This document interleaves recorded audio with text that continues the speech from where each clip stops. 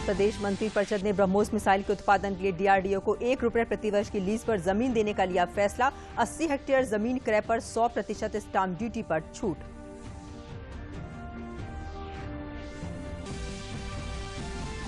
प्रदेश cabinet ने 1 करोड़ 60 लाख छात्र छात्राओं को यूनिफॉर्म के लिए 1800 करोड़ रुपए देने का लिया फैसला। कक्षा 1 से 8 तक के अध्ययनरत विद्यार्थियों के अभिभावकों के खाते में दिया जाएगा पैसा। अयोध्या शोध संस्थान और वाणी प्रकाशन की भारतीय भाषाओं में राम पुस्तक के 4 खंडों का मुख्यमंत्री ने किया विमोचन।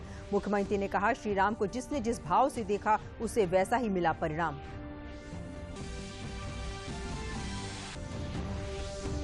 बाराबंकी जिले में सजा काट रहे कैदियों ने प्रदूषण मुक्त दीपावली मनाने का दिया संदेश। मिट्टी और गोबर से बनाए जा रहे लक्ष्मी गणेश मूर्तियों के साथ दिए।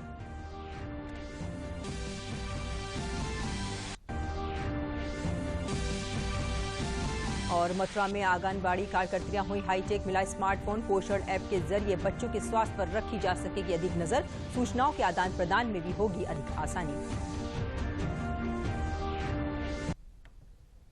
नमस्कार, मैं हूं दीपाली सिंह। अब समाचार विस्तार से। प्रदेश मंत्रिपरिषद ने ब्रह्मोस मिसाइल उत्पादन के लिए डीआरडीओ को 1 रुपये प्रतिवर्ष की लीज पर जमीन देने का निर्णय किया है। राष्ट्रीय सुरक्षा एवं रक्षा क्षेत्र में स्वदेशी तकनीक के विकास के लिए उत्तर प्रदेश रक्षा तथा एरोस्पेस इकाई एवं रोजगार प्रोत्साहन नीति 2018 के प्राविधानों को शिथिल किया गया है। डीआरडीओ ब्रह्मोस रक्षा मंत्रालय भारत सरकार के पक्ष में 80 हेक्टेयर भूमि निःशुल्क 1 रुपये के टोकन वार्षिक लीज रेंट पर दिए जाने का फैसला लिया है। इसके साथ इस नीति में आच्छादित पात्र औद्योगिक इकाइयों की तरह डीआरडीओ ब्रह्मोस को भूमि क्रय पर 100% की स्टाम्प ड्यूटी से छूट दिए जाने के प्रस्ताव को स्वीकृति प्रदान कर दी गई है। इस परियोजना के लिए Uttar Pradesh defence industrial corridor के अंतर्गत लखनऊ नोड में लीज पर भूमि पर आवंटन किए जाने के लिए तहसील सरोजनी नगर में 80 हेक्टेयर भूमि चिन्हित की गई है। BrahMos Uttar Pradesh defence industrial corridor के लखनऊ नोड में स्वदेशी तकनीक से विकसित होने वाली उच्च तकनीक की मिसाइल होगी।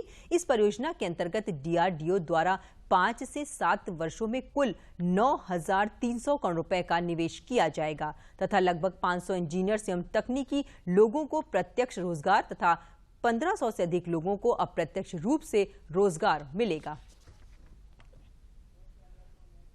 उत्तर प्रदेश कैबिनेट ने फैसला लिया है कि 1 करोड़ 60 लाख से अधिक छात्र छात्राओं को यूनिफॉर्म, स्वेटर, बैग, जूते, मोजे के लिए अभिभावकों को 1100 करोड़ रुपए दिए जाएंगे। कक्षा 8 तक के बच्चों के लिए खाते में रकम जमा की जाएगी। शैक्षणिक वर्ष 2021-22 में परिषदीय प्राथमिक और उच्च प्राथमिक विद्यालयों एवं अशासकीय सहायता प्राप्त प्राथमिक और पूर्व माध्यमिक विद्यालयों में कक्षा 1 से 8 तक अध्ययनरत छात्र छात्राओं के उपयोग के लिए निःशुल्क यूनिफॉर्म की धनराशि छात्र छात्राओं के अभिभावकों को पीएफएमएस के माध्यम से प्रत्यक्ष लाभ अंतरण किए जाने के प्रस्ताव को स्वीकृति दी गई है। विद्यालयों में नामांकित सभी बच्चों को एक साथ ये 4 चीजें उपलब्ध कराई जाएंगी। इससे स्थानीय स्तर पर बाजार विकसित होगा, जिसके फलस्वरूप ग्रामीण क्षेत्रों में स्वरोजगार के अवसर बढ़ेंगे। अभिभावकों को ये स्वतंत्रता होगी कि बच्चों के गुणवत्तापूर्ण निःशुल्क यूनिफॉर्म, स्वेटर, स्कूल बैग एवं जूता मोजा अपनी संतुष्टि के अनुसार क्रय कर सकेंगे। मुख्यमंत्री योगी आदित्यनाथ ने कहा है कि मर्यादा पुरुषोत्तम श्री राम को जिसने जिस भाव से देखा उससे वैसा ही परिणाम मिला। वाल्मीकि जी ने रामायण की रचना की और वे महर्षि तथा लोक पूज्य हो गए। बजरंगबली जी ने भगवान राम के प्रति श्रद्धा और भक्ति का भाव रखा, वे लोक देवता हो गए। मारीच और रावण ने राम का विरोध और उनके प्रति कुटिलता का भाव रखा, उनका क्या हर्ष हुआ यह हम आप सभी जानते हैं। विद्वान और पराक्रमी होने के बावजूद रावण पुतले आज भी जलाए जाते हैं। मुख्यमंत्री ग्रंथ भारतीय भाषाओं में राम के 4 खंड के विमोचन अवसर पर आयोजित कार्यक्रम को संबोधित कर रहे थे। इस ग्रंथ को अयोध्या शोध संस्थान तथा वाणी प्रकाशन के संयुक्त तत्वाधान में प्रकाशित किया गया है। इस अवसर पर मुख्यमंत्री ने अयोध्या शोध संस्थान के पूर्व निदेशक स्वर्गीय वाईपी सिंह की सेवाओं और इस ग्रंथ के प्रकाशन में उनके योगदान का स्मरण करते हुए उन्हें अपनी श्रद्धांजलि अर्पित की।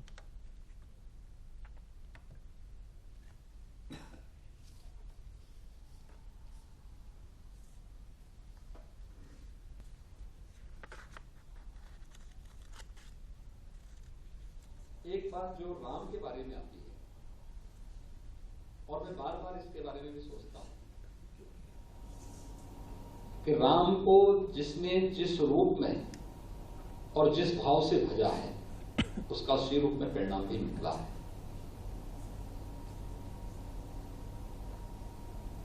महर्षि वाल्मीकि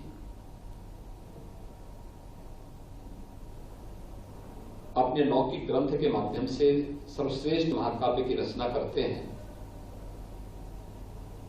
त्रिकालदर्शी ऋषि हो गए, लोक पूज्य हो गए।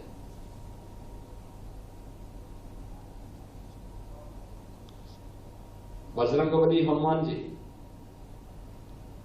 राम नाम का जप करते करते राम काज में इतने व्यस्त हो गए कि अल्लाह हो गए।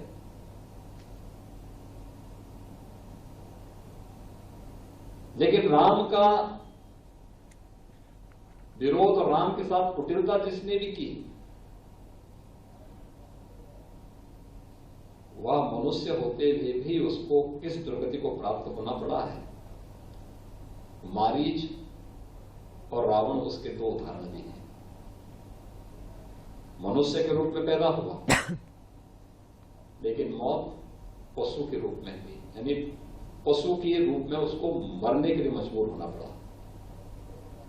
रावण जैसा विद्वान, जैसा पराक्रमी, त्रिलोक विजय की क्षमता होने के बावजूद राम से द्रोह किस दुर्गति को प्राप्त हो गया कि आज भी रावण के पुतले भारत के अंदर और दुनिया के अंदर जहां कहीं भी राम भक्त निवास करते हैं वहां पर हम सब देखते हैं। इस अवसर पर विधानसभा अध्यक्ष हृदय दीक्षित ने कहा कि श्री राम भारत के प्रतीक व उसकी पहचान है। राम प्राण, प्रज्ञा, अनुज्ञा और प्रतीति में रचे बसे हैं। राम आदर्श पुरुष के रूप में पूरे विश्व में अतुलनीय हैं। राम का चरित्र समाज एवं परिवार के रिश्तों का आदर्श है। राम जैसा महानायक पूरी दुनिया के इतिहास में नहीं हुआ। राम पर अध्ययन और शोध की आवश्यकता है। उन्होंने कहा कि भाषा संस्कृति की संवाहक होती है। भिन्न भिन्न भाषाओं में राम कथा का वर्णन हुआ है। ऐसे में भारतीय भाषाओं में राम प्रासंगिक है।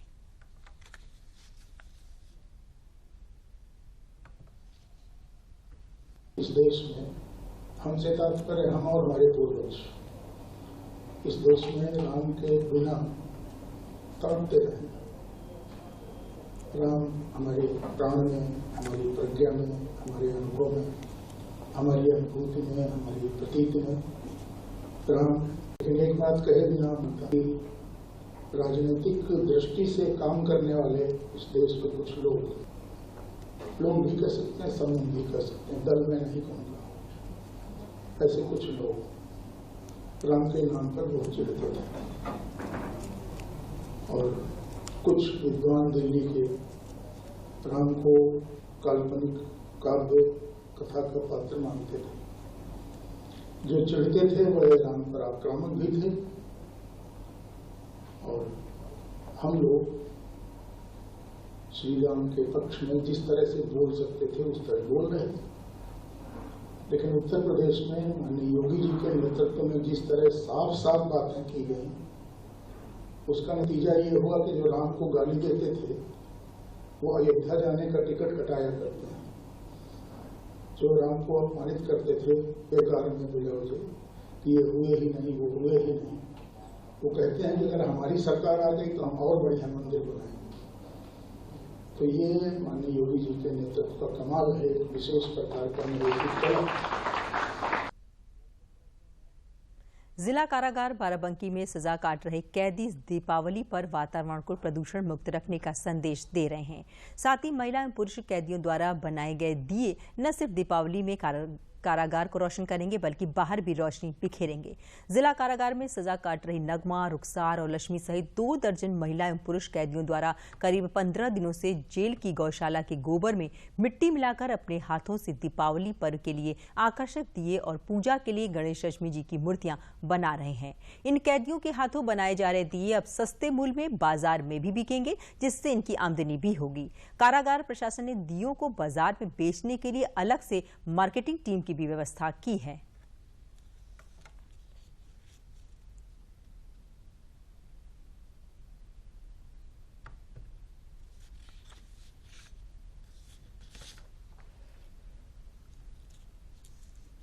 लोग यहाँ पे बैठे हुए थे सत्तारी में, तो हम लोग साहब से बोले कि दिया बनाया जाए, टाइम भी मेरा पास हो। और तो साहब ने कहा जैसी भाई आपकी इच्छा। तो सब लोग मिलके, कैदी भाई हैं जो, सब लोग मिलके दिया बना रहे हैं। और जो हमारा पैसा मतलब फालतू बैठे थे, अब काम भी कर रहे हैं तो थोड़ा पैसा भी मिल रहा है, मन भी लग रहा है। दिवाली आ रही है, त्यौहार आ रहा है, तो हम लोगों ने सोचा कि दिया बनाया जाए। हम लोगों ने अपने अधीक्षक साहब से गोबर और मिट्टी वगैरह के लिए कहा, उन्होंने सब प्रबंध करवा दिया और हम लोग दिया बना रहे हैं। हम 4-5 औरतें बनाती थी, आज 10-12 करीब 1 दर्जन 2 दर्जन महिलाएं हैं जो बना रही हैं हम लोगों के साथ। ये हैं और इससे एक चीज़ हम लोगों को ये सीखने को मिल रही है कि यहाँ पे जो हम लोग कर रहे हैं, बाहर निकलने के बाद ये कार्य हम करेंगे, इससे मुनाफा भी हम लोगों का होगा। यहाँ पे भी हम लोगों को मिल रहा है, इसका बेनिफिट मिल रहा है। 5-6 लोग मिलकर बनाना शुरू किया तो हमारे साथ में जो हमारी बहनें रह रही हैं वो सब मिल करके भी हमारे साथ दिया बनाने में सहयोग कर रही हैं।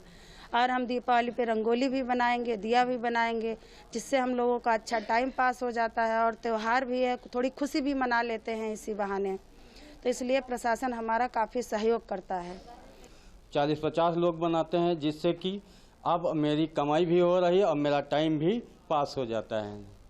दीपावली के पावन पर्व पर हमारे बंदियों के द्वारा एक अनूठी पहल की गई है। उन्होंने हमारे गौशाला में पैदा होने वाले गाय के गोबर से मिट्टी मिश्रित करके अनूठे दीपक बना रहे हैं, जिससे न केवल वो हमारी जेल को रोशन करेंगे बल्कि उसको हम बाहर आम पब्लिक को भी मुहैया कराएंगे बहुत उचित रेट पर, दरों पर। इससे हमारे बंदियों का कई तरह से फायदा होगा। एक तो वो अपने को व्यस्त रख रहे हैं, साथ ही उनको आजीविका एक परमानेंट साधन के रूप में इस्तेमाल कर सकेंगे, चूंकि एक स्किल डेवलपमेंट होगा ये, और इसका फायदा उनको बाहर निकलने के बाद बहुत मिलेगा। प्रदेश की आंगनबाड़ी कार्यकर्तियां भी अब हाईटेक होंगी। योगी सरकार ने उनको स्मार्टफोन दिया है। मथुरा के चौमुहा ब्लॉक की 141 आंगनबाड़ी कार्यकर्तियों को स्मार्टफोन दिए गए हैं। अब आंगनबाड़ी केंद्रों पर चलने वाली सभी गतिविधियां ऑनलाइन होंगी। पोषण ट्रैकर ऐप से कुपोषित बच्चों सहित पूरा डाटा अब मोबाइल पर ऑनलाइन रहेगा। आंगनबाड़ी कार्यकर्तियों का कहना है कि अब तक बगैर फोन के विभाग को ऑनलाइन सूचनाएं पहुंचाने में काफी परेशानी हो रही थी, लेकिन अब वे स्मार्टफोन के आ जाने से सभी सूचनाएं समय पर स्वयं उपलब्ध करा सकेंगी। इस अवसर पर सीडीपीओ वंदना शर्मा ने बताया कि अब सभी ऑनलाइन सूचनाएं विभाग तक समय पर पहुंचाने में आंगनबाड़ी कार्यकर्तियां स्वयं सक्षम हो गई हैं।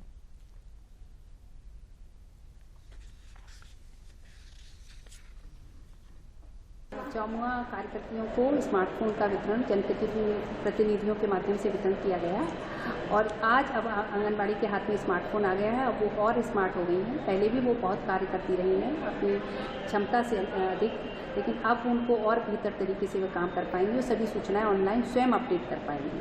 तो अब आंगनबाड़ी खेल से भगना नहीं पड़ेगा। वाराणसी के सिगरा स्थित रुद्राक्ष ऑडिटोरियम में 16वें रामायण कॉन्क्लेव का आयोजन हुआ। अयोध्या से शुरू हुआ रामायण का ये कार्यक्रम उत्तर प्रदेश सांस्कृतिक मंत्रालय, पर्यटन विभाग तथा जिला प्रशासन के सहयोग से किया गया। इस कार्यक्रम में हजारों की संख्या में लोगों ने भाग लिया तथा रामायण के मर्मज्ञ विद्वानों ने अपने विचारों को रखा। वाराणसी में शिव के राम, राम के शिव विषयक विचार गोष्ठी में लोगों ने बताया कि बिना राम के शिव नहीं, बिना शिव के राम नहीं, दोनों ही एक दूसरे के बिना अधूरे हैं। ये कार्यक्रम 29 अगस्त को राष्ट्रपति रामनाथ कोविंद के द्वारा उद्घाटित हुआ था। उत्तर प्रदेश के विभिन्न 16 जनपदों में ये कार्यक्रम हुआ। इसी कड़ी में वाराणसी का ये कार्यक्रम अंतिम है और 1 नवंबर को अयोध्या में इसका समापन होगा।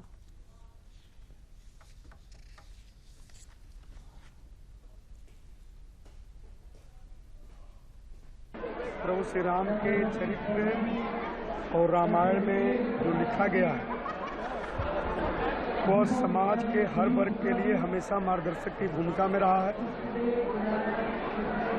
उस प्रभु श्री राम के चरित्र को, उनके द्वारा किए गए कार्यों को लोगों के सामने लाना, आने वाले पीढ़ियों को उससे अवगत कराना, यही भाव लेकर के माननीय मुख्यमंत्री जी के मार्गदर्शन में इस कार्य को आगे बढ़ाया। यह रामायण कॉन्क्लेव आज अपने अंतिम पड़ाव पर वाराणसी में आयोजित हुआ है। यह उसका 16वां स्थान है और हम इस प्रस्तुति के अंतर्गत जन जन के बीच भगवान श्री राम के द्वारा स्थापित किए गए सांस्कृतिक, नैतिक एवं आध्यात्मिक मूल्यों को लेकर के समाज के बीच में जा रहे हैं और उनको ये बताने की कोशिश कर रहे हैं या अपने जीवन के आदर्शों में इन आदर्शों को अगर रूपायित करेंगे, इनको उतारने की कोशिश करेंगे तो आप भी उसी रूप में ढल सकते हैं। कुशीनगर इंटरनेशनल एयरपोर्ट के उद्घाटन समारोह के दिन तथागत भगवान बुद्ध का धातु अवशेष 141 साल बाद श्रीलंका से भारत लाया गया था। श्रीलंका से आए बौद्ध भिक्षु अपने साथ भगवान बुद्ध का धातु लेकर आए थे, जिससे पहले भगवान बुद्ध के महापरिनिर्वाण मंदिर रखा गया था, जहां प्रधानमंत्री नरेंद्र मोदी ने इसकी पूजा की। इसके बाद भगवान बुद्ध के अस्थि अवशेष को अभिधम्म सम्मेलन में रखा गया था, जहां देश विदेश से आए बौद्ध भिक्षुओं ने इसका दर्शन किया था। अंग्रेजी शासनकाल में कुशीनगर में खुदाई के दौरान एक ताम्र पात्र और उसके पास हड्डियों के कुछ टुकड़े मिले, जिसे अंग्रेजों ने सुरक्षित कर लिया। ताम्र पत्र पर लिखी भाषा कोई पढ़ नहीं पा रहा था। श्रीलंका से आए बौद्ध भिक्षु ने सबसे पहले खुदाई में मिले ताम्र पत्र को पढ़ा और बताया कि हड्डी के टुकड़े भगवान बुद्ध के शरीर का अवशेष हैं। ताम्रपत्र पढ़ने से खुश होकर अंग्रेजों ने अस्थि अवशेष के कुछ भाग को श्रीलंका के बौद्ध भिक्षुओं को दे दिया, जिसके बाद 1880 में भगवान बुद्ध का अस्थि अवशेष भारत से श्रीलंका ले जाया गया था। बौद्ध धर्म में बुद्ध के धातु अवशेष का बड़ा महत्व है। जहां इसे रखा जाता है वह स्थान धार्मिक रूप से बहुत पवित्र होता है। श्रीलंका से पवित्र धातु को भारत लाने में बड़ी भूमिका निभाने वाले इंटरनेशनल बुद्धिस्ट कन्फेडरेशन के महासचिव डॉक्टर धम्मापिया ने बताया कि ये पवित्र धातु भगवान बुद्ध के महापरिनिर्वाण मंदिर में विशेष पूजा के बाद संकिशा ले जाया जाएगा, जहाँ विशेष पूजा होगी, फिर दिल्ली से ले जाया जाएगा। कर रहे थे, उसे मिला है इसको, तब वहाँ पर जो लिखा था उसको कोई नहीं पढ़ पा रहे थे क्या लिखा था, तो उसको उस समय जो श्रीलंका में वास्कदवे मंदिर करके वहाँ पर हैं, तो वहाँ पर जो एक बांती जी थे बुद्धिस्ट मंक, तो उनको दिया गया, तो वो पढ़ के पूरा इसको ट्रांसलेट करके दिया, इसका मतलब असली बुद्ध अस्थि धातु है करके। तो वही उस समय खुशी होके, बहुत प्रसन्न होके कनिंघम ने वही समय वास्कदवे वेनरेबल बांती जी को इसका एक पार्ट वहाँ पर धन दिया, इसे गिफ्ट दे दिया 1896 में। तो वही कल जब कुशीनगर एयरपोर्ट इनॉग्रेशन हो रहे थे, यहाँ पर रिलिक्स भी यहाँ लाया गया कि हमारे इंडिया और श्रीलंका में एक मैत्री का भाव जो है इसका फिर से जोड़ें, और इसका मतलब जो भगवान बुद्ध का अस्थि जो धातु जो है ये श्रीलंका गया है इंडिया से, फिर वापस इंडिया में आया है, इसका मतलब जो है coming back to India, Buddha is coming back to India, ऐसे करके ना। और इसका महत्व देखिए ना, आप अभी कोरोना ख़त्म होते ही विश्व से जो बुद्ध लोग हैं, बुद्ध अनुयायी लोग हैं, वो लोग आते रहेगा इधर। बहराइच जिले में अचानक आई बाढ़ का जायजा लेने एक दिवसीय दौरे पर पहुंचे जल शक्ति मंत्री डॉक्टर महेंद्र सिंह ने जिले के बाढ़ग्रस्त इलाकों का हवाई सर्वेक्षण किया और कलेक्ट्रेट सभागार में जनप्रतिनिधियों और अधिकारियों के साथ समीक्षा बैठक के उपरांत प्रेस वार्ता की। जल शक्ति मंत्री ने कहा कि बहराइच जिले में लगभग 125 तटवर्ती गांव बाढ़ की चपेट में है, जिससे करीब 1,25,000 की आबादी प्रभावित हुई है और फसलें बर्बाद हुई हैं, जिससे लोगों का जनजीवन अस्त व्यस्त हो गया है।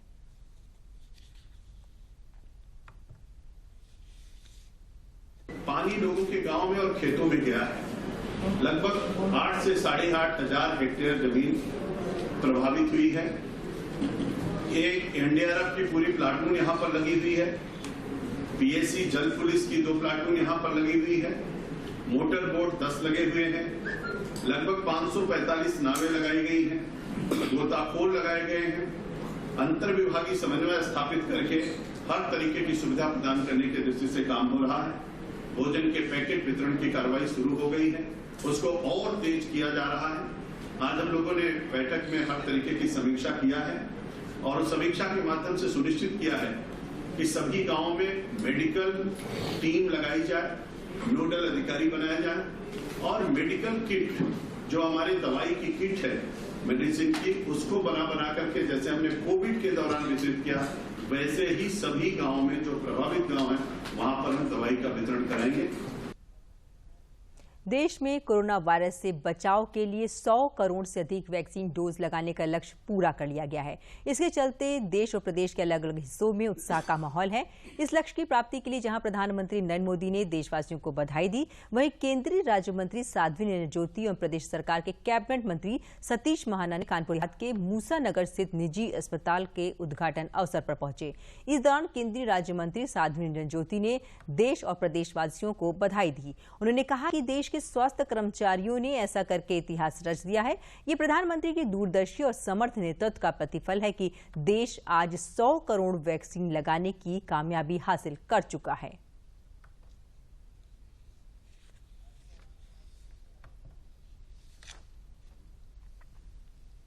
100 करोड़ लोगों को हमने वैक्सीन दी और मुझे लग रहा है आज यदि जोड़ेंगे तो हम लोग और आगे पहुंच गए होंगे।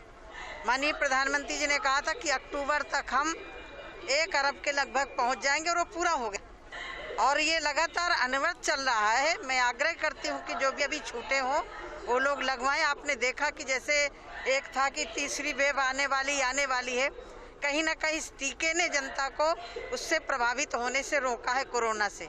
देश के वैज्ञानिकों का और मजबूत इच्छा शक्ति के कारण, राजनीतिक इच्छा शक्ति के कारण माननीय प्रधानमंत्री जी को इसके लिए बधाई देनी चाहिए। जिस समय वैक्सीनेशन शुरू हुआ था उस समय अपोजिशन के लोग इसके ऊपर बहुत बड़ा प्रश्नवाचक चिन्ह खड़ा कर रहे थे और इसके ऊपर शंकाएं व्यक्त कर रहे थे। उसके कारण थोड़ा सा विलंब हुआ, नहीं तो ये माननीय मोदी जी की जो इच्छा शक्ति है उसके बहुत पहले ही हो गया होता। आज देश सौभाग्यशाली है कि ऐसा नेतृत्व मिला कि जिस कोरोना से पूरी दुनिया प्रभावित है उसके प्रति सबसे मजबूत कवच वैक्सीनेशन के रूप में मिला है। केंद्रीय कैबिनेट मंत्री सिद्धार्थनाथ सिंह ने शुक्रवार को प्राथमिक पाठशाला प्रयागराज के पीपल गांव में विश्वकर्मा श्रम सम्मान योजना के तहत शिक्षण के उपरांत निःशुल्क टूल किट वितरण किया। इस दौरान 175 लाभार्थियों को संबोधित करते हुए उन्होंने कहा कि लगन, मेहनत तथा लक्ष्य के प्रति समर्पण सफलता का मूल मंत्र है। सिद्धार्थनाथ सिंह ने कहा कि समय का प्रबंधन तथा सदुपयोग भी बहुत महत्व रखता है। उन्होंने प्रशिक्षणार्थियों से कहा कि कोरोना काल के बाद कठिन परिस्थितियों में भी आप लोगों का मनोबल बना रहा, ये बहुत बड़ी बात है।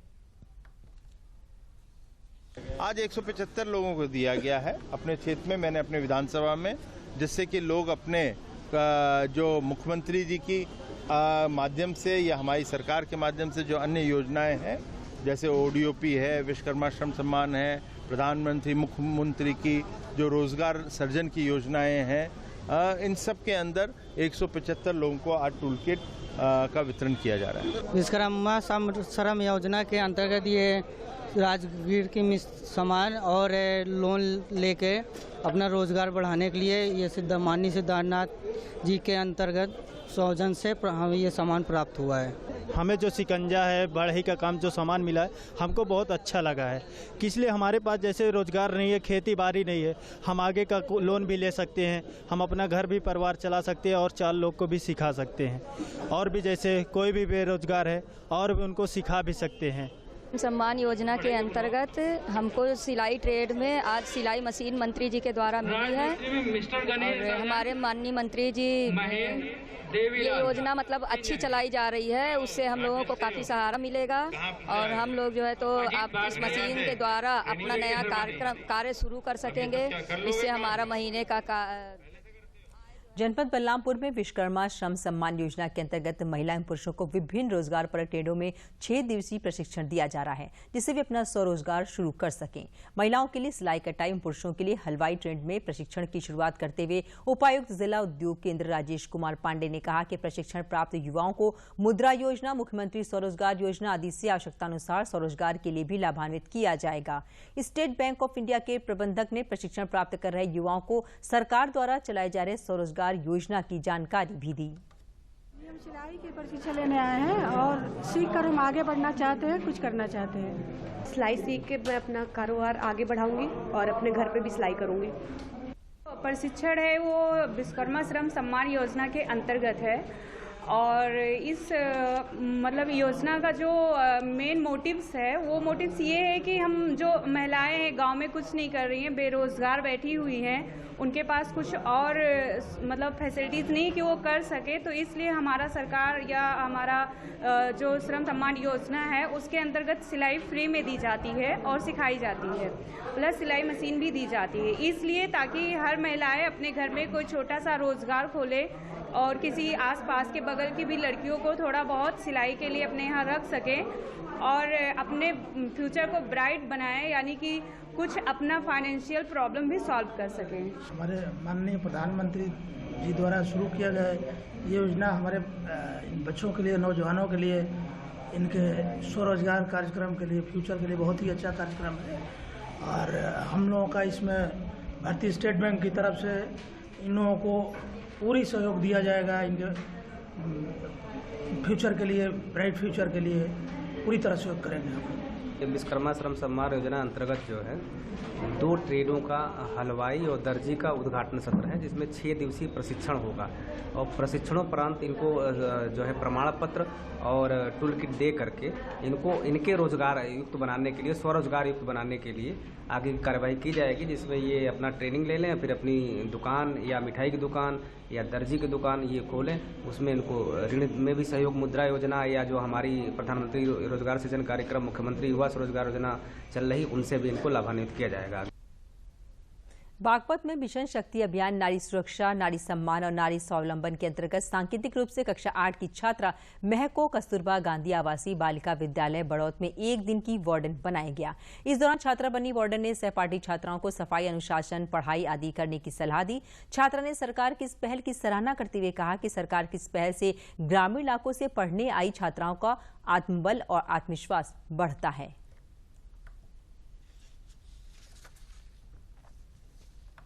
मुझे मधु मैम ने वार्डन बनाया है एक दिन के लिए।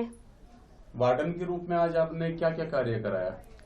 आज मैंने प्रार्थना कराई है और नाश्ते की फोटो डाली है और पढ़ाई भी कराई है और साफ सफाई का भी ध्यान रखा है और अनुशासन के बारे में भी बताया और स्वच्छता का भी ध्यान रखने को कहा है। सर, हमारे यहाँ आज मिशन शक्ति के अंतर्गत छात्राओं के स्वावलंबन हेतु और बालिकाओं की सुरक्षा के दृष्टिकोण से मोटिवेट करने के लिए एक दिन की वार्डन के रूप में बनाया गया है। एक लड़की छात्रा महक है कक्षा 8 की, उसे आज की एक दिन की सांकेतिक वार्डन बनाया गया है।